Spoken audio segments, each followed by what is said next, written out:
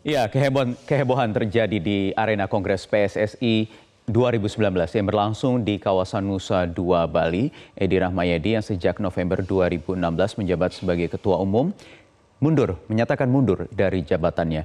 Apakah mundurnya Edi Rahmayadi ini sebagai salah satu dampak munculnya kasus hukum terkait ada dugaan pengaturan skor atau match fixing yang tengah menjerat tubuh PSSI? Untuk membahasnya kami akan tanyakan langsung dengan pengamat olahraga atau sepak bola Kesit Handoyo yang sudah bersama saya di studio Metro Siang. Selamat pagi.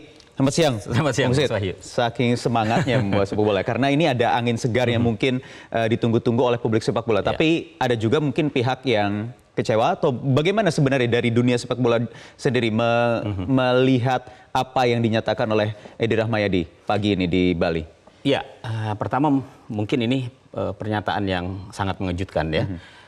Setelah sebelumnya memang sempat ada kabar bahwa Pak Edi Rahmayadi kabarnya akan mendapatkan mosi tidak percaya dari para voters di PSSI, dari Kongres PSSI di Bali. Tapi kita lihat belum lama, beberapa jam lalu, Pak Edi sudah menyatakan mengundurkan diri ya, langsung di hadapan para peserta Kongres. Mengejutkan karena memang mungkin ini tidak diduga oleh para peserta Kongres ya, tapi bisa juga memang skenario ini yang akan dijalankan. Kalau saya melihat begini, mungkin isu bahwa akan ada mosi tidak percaya itu sudah santer. Sudah santer ya. Desas-desus itu sudah santer, kemudian diantisipasi dengan lebih dulu mengundurkan diri. Boleh jadi seperti itu supaya Pak Edi Rahmayadi juga tidak dibuat malu ya, tidak tertampar wajahnya gitu, karena kemudian mendapatkan mosi tidak percaya dari para voters yang sebenarnya dulu adalah pendukung, yang mendukung Pak Edi Rahmayadi sebagai Ketua Umum PSSI di tahun 2016.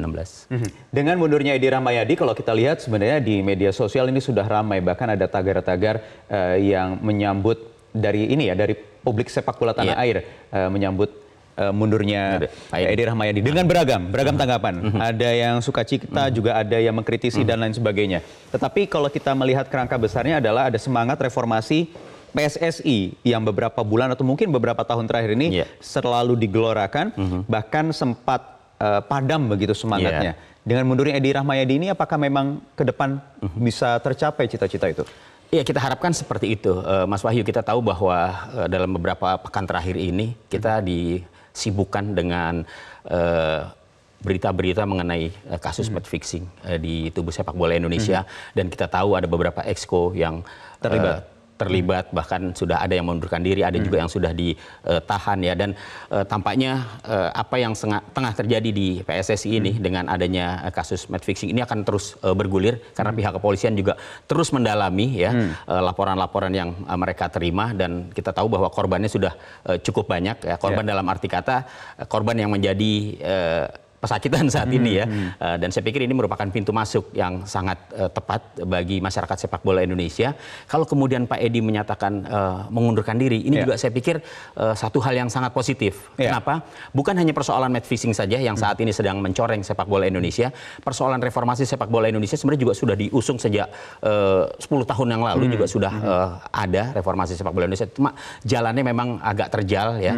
Sampai sekarang kita mendapatkan lagi kesempatan, masyarakat sepak bola Indonesia mendapatkan lagi kesempatan untuk melakukan reformasi. Pak Edi mundur, tadi saya bilang itu harus diapresiasi ya. Ada sikap satria juga dari seorang Edi Rahmayadi di tengah balik tekanan. Iya, karena Pak Edi juga kan selain Ketua Umum PSSI menjabat sebagai Gubernur Sumatera Utara ya. Saya pikir rangkap jabatan ini sangat tidak bagus buat sepak bola Indonesia. Memimpin sepak bola Indonesia itu mungkin pekerjaannya jauh lebih berat dibandingkan dengan memimpin seorang gubernur gitu ya. Jadi saya pikir memang harus diambil satu sikap legowo, harus memilih menjadi gubernur atau menjadi Ketua Umum PSSI. Dan sekarang kita sudah mendengar Pak Edi mundur sebagai Ketua Umum PSSI. Ya mudah-mudahan Pak Edi di Sumatera Utara semakin sukses dan PSSI akan mendapatkan pemimpin baru untuk bisa mengelola organisasi ini dengan baik lagi. Cukupkah dengan mundurnya seorang Ketua Umum Edi Rahmayadi kemudian nanti reformasi sepak bola bisa berjalan dengan mulus?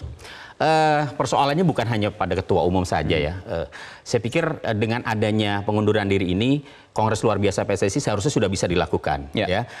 Ada waktu memang untuk bisa menyelenggarakan Kongres luar biasa PSSI. Paling tidak 3 bulan untuk menyiapkan minimal 3 bulan dari minimal sekarang 3 bulan untuk menyiapkan Kongres luar biasa untuk memilih pemimpin baru, termasuk juga exco-exconya. Ya. Kita tahu bahwa exco-exco PSSI saat ini sudah ada yang ditahan, kemudian juga sedang ada yang diperiksa. Saya pikir ini memang waktunya bersih-bersih.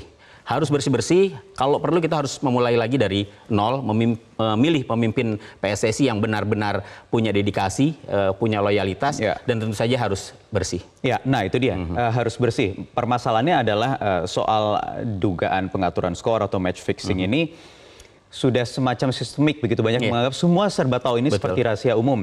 Setiap gelaran ada pertandingan dari Liga Utama sampai divisi kedua atau bahkan 3. Permasalahannya bagaimana mereformasi itu ketika orang-orang lama masih ada di dalam semua, termasuk para klub.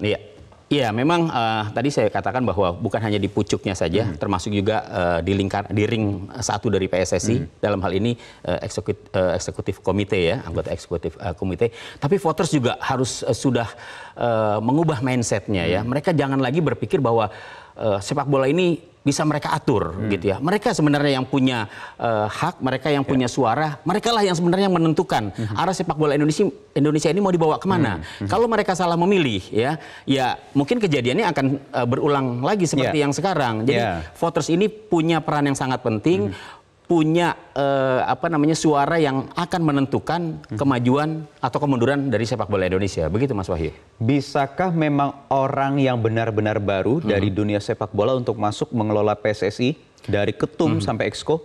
Ada beberapa syarat ya untuk bisa menjadi pengurus di PSSI, apakah itu ketua umum maupun anggota eksekutif komite. Yang pasti bahwa dia harus pernah terlibat di sepak bola Indonesia, entah itu sebagai pemain, entah itu sebagai pengurus klub ya. Itu ada syarat ya, dan itu juga ada. Atau gelaran event bisa tidak? Tidak bisa. Gelaran event tidak. Jadi dia harus pernah tercatat sebagai pengurus, entah itu di klub atau di PSSI. Jadi kalau dia sudah pernah tercatat sebagai pengurus klub, berarti orang-orang lama juga dong? Orang-orang lama ya masih, saya pikir semua punya hak ya. Maka dari itu voters, mereka lah yang sebenarnya yang tahu gitu ya bagaimana sosok seseorang yang akan mereka pilih gitu ya.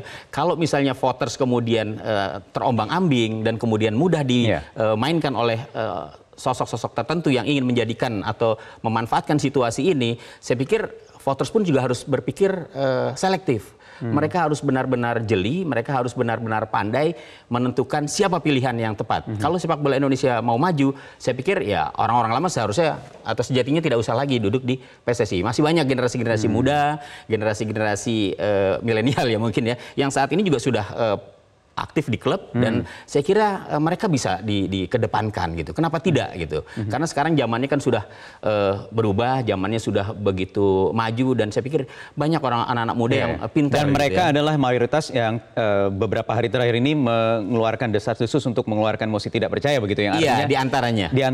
Artinya sudah banyak mengharapkan perubahan di tubuh internal PSSI. Betul. Namun orangnya siapa sudah bisakah ditebak belum tahu? Belum. Ini saya pikir prosesnya masih cukup panjang ya.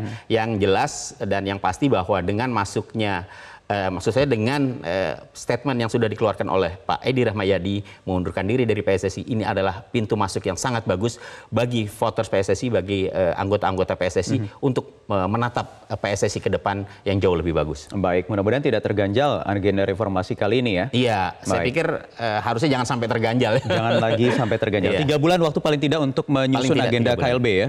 Oke, baik. Terima kasih Bung Kesit Handoyo sudah hadir di Studio Metro siang hari ini. Pemirsa, demikian tadi perbincangan saya dan kami akan hadirkan lagi sejumlah informasi. Ya, kehebohan terjadi di arena Kongres PSSI 2019 yang berlangsung di kawasan Nusa Dua, Bali. Edi Rahmayadi yang sejak November 2016 menjabat sebagai Ketua Umum menyatakan mundur dari jabatannya. Apakah mundurnya Edi Rahmayadi ini sebagai salah satu dampak munculnya kasus hukum terkait ada dugaan pengaturan skor atau match fixing yang tengah menjerat tubuh PSSI.